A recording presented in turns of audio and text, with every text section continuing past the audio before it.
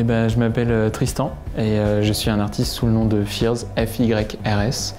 Et je fais de la musique maintenant depuis 6 ans et je travaille actuellement sur un deuxième album. Voilà.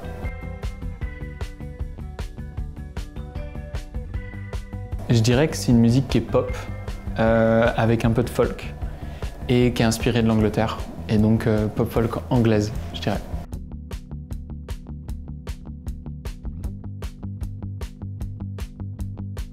Je dirais que ça fait du bien de faire de la musique douce du coup. Et après malheureusement je suis en train d'écrire des trucs un peu plus sombres. Du coup le deuxième album va être moins doux et un peu plus impactant aussi. Je pense qu'il y a l'influence aussi de la société et tout ça qui va se ressentir dans les nouveaux morceaux.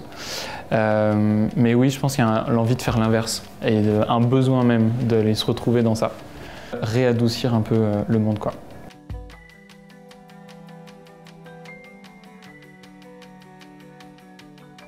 Ouais, en fait, je pense même que même si c'est pas forcément qu'autour du monde et de la société en général, ça peut être autour même de juste ce qu'on vit, etc.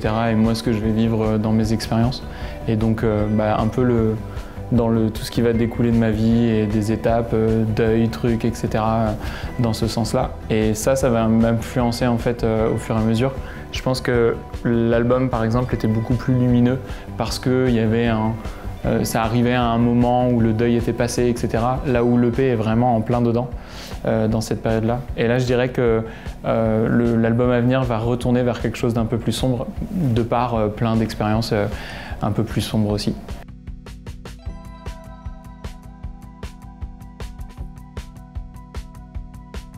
Et pour moi, c'est de plus m'exprimer. Souvent, on entend ça avec les artistes français ou, je sais pas, allemands ou autres.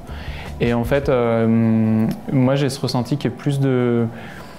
En fait, il y a une question d'instinctif et de naturel. Et moi, je vais naturellement plus vers l'anglais parce que j'ai écouté que ça. Et aussi parce que j'ai vécu là-bas pendant 1 an. Même si c'était assez court, j'étais à l'endroit, je pense, un peu rêvé, où j'avais envie de vivre plein d'expériences, etc. Et ensuite, non, pour moi, c'est même l'inverse en fait. Faire de l'anglais, c'est se mettre un peu plus à nu parce qu'en fait, potentiellement, plus de gens vont nous écouter si on nous écoute dans le monde en tout cas. Et donc, c'est aussi s'ouvrir à toute une partie de l'Europe, une partie des pays nordiques et aussi potentiellement plus largement encore avec les États-Unis et tout. Donc, c'est même plus dangereux, je dirais, d'écrire en anglais. Et voilà. Et moi, j'ai pas cette culture française, donc j'écris très très peu, même pas du tout en fait, en français.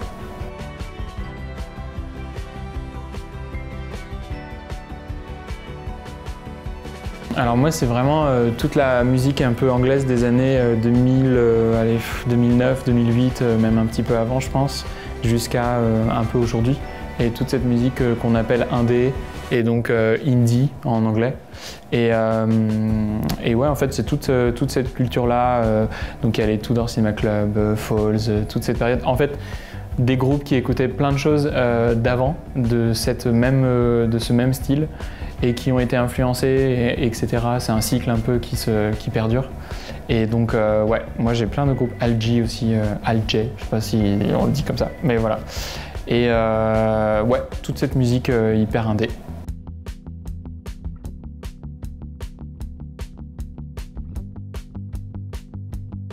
C'est une bonne question parce que c'est toujours un peu la crainte qu'on a quand on se lance dans des nouvelles chansons et tout. Et moi j'ai tendance à vraiment suivre un peu ce qui se fait, enfin en tout cas ce que je vais avoir envie de faire et moins de me dire tiens je vais essayer de faire une continuité ou autre. Donc ça peut être un peu une grosse cassure avec les gens qui m'écoutent. Je pense que avec le premier album, oui, ce sera plus simple pour plein de gens de me suivre dans ce futur-là. Souvent, dans cette interview en particulier, au Pays Basque, j'ai dit, enfin, dans les Landes, pardon, j'ai mentionné le fait que oui, ça allait être un peu plus électro, et j'aime bien préciser que c'est plus la partie électronique que le côté électro, comme on peut l'entendre au sens large. C'est vraiment utiliser des synthés analogiques, avoir des sons qui s'apparentent en fait à la musique électronique. Mais ça reste très pop et très indé aussi. C'est juste que je pense que je chante plus que sur le premier. Et donc Je pense que là, les gens pourront peut-être se retrouver plus là-dedans et ça fera même peut-être un meilleur lien avec les concerts qui sont un peu plus, entre guillemets, augmentés et où je vais plus chanter que dans les albums. Voilà. Donc il y aura un meilleur lien entre les deux.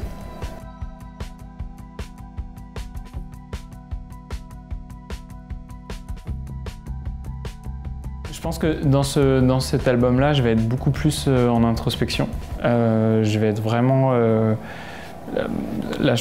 l'ambiance globale, elle va être autour des profondeurs, mais du coup, avec l'image de la mer, etc., mais quand même vachement en lien avec mes profondeurs à moi et tout ce qui peut se passer dans ma tête et dans mon corps. Et donc, je pense que ce que je vais avoir envie surtout avec ce deuxième album, c'est que les gens puissent se ressentir aussi dans plein de sujets et de pas toujours traiter de sujets. Bon, après, je sais pas le faire, de traiter de sujets un peu légers, etc. Mais je pense que c'est aller encore un peu plus loin dans ce truc-là. Et oui, qu'ils se sentent reliés à la fois à la musique, que ça leur parle, et qu'ils puissent se ressentir aussi sur les sujets et ce que je raconte, quoi.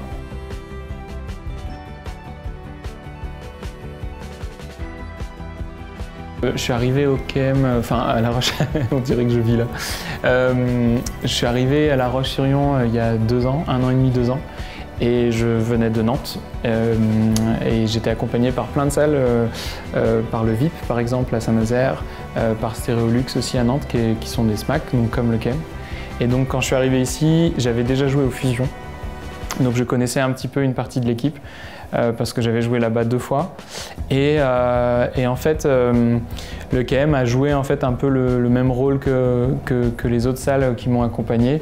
Et en fait, ils m'ont permis tout de suite de pouvoir à la fois avoir un lieu où mettre mes affaires, à la fois travailler, à la fois il y a une confiance aussi qui s'est faite, il y a je dirais qu'il y a un peu un suivi artistique en fait autour de mon projet.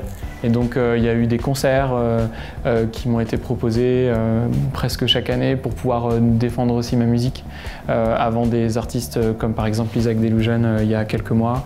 L'année dernière, c'était avec une artiste de Bristol. Ça allait un peu plus loin du coup parce qu'elle a un peu réalisé un truc qui n'était pas réalisable, qui était de jouer avec cet artiste-là avec qui j'avais collaboré. Et donc voilà, elle venait jouer en France et il l'a fait venir ici aussi. Et donc je dirais que ça englobe pas mal de penchants du projet et surtout le développement. Et donc voilà, j'ai l'impression d'avoir une équipe autour de moi aussi qui m'accompagne, quoi.